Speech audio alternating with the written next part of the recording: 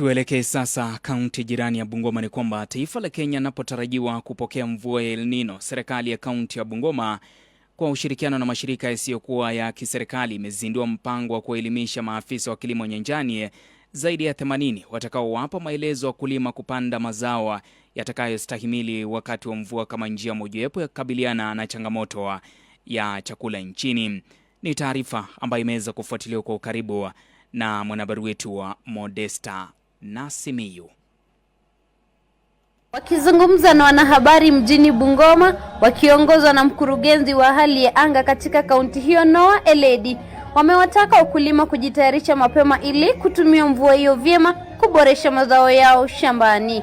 Huu mwaka ukielekea mwisho Oktoba, Novemba, Disemba, kuna uwezekano mkubwa huenda tukashuhudia El Nino itakuja kuifanya imarike, ile tunasema enhance. Wakulima nataka waanze kujipanga mapema ili mvua hiyo itakapowadia, hiyo ya Oktoba, Novemba, Disemba, isiende tu hivyo. Wakulima wajipange, because tunasema ya kwamba itakuwa mingi, wajipange wapande mimea mingi. Kwa upande wake Joseph Mahanu, afisa wa idara ya mifugo, amesema kama idara ameweza kuwa na mafunzo yatakayowafaidi wakulima kuhusiana na hali ya anga. Wito wangu wakulima wa Bungoma ni kwamba tunapopata hizi habari za weather tuwe tunaitumia vizuri kwa kupanga season ambayo inafuata.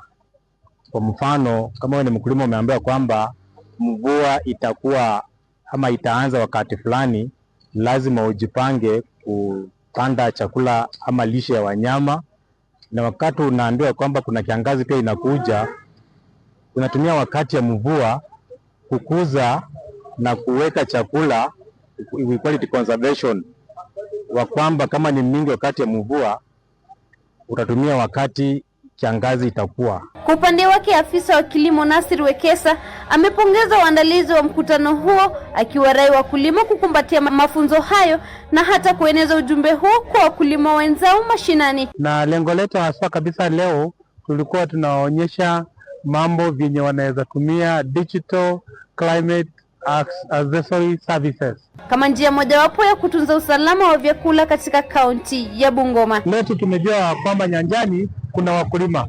Tumeleta hao maofisa hapa tuwafahamishe, ili ukiwa na hii kama mvua iko mingi ama kidogo, ujue ni jinsi gani ya kutumia hiyo mvua.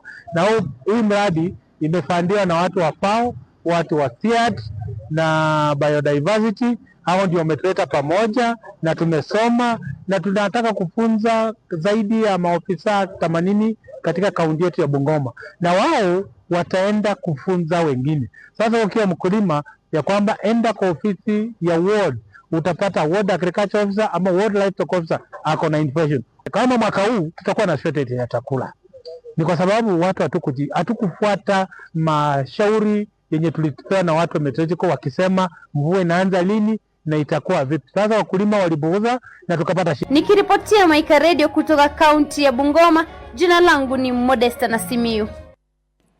Shukran Modesta, tusalie pale Bungoma.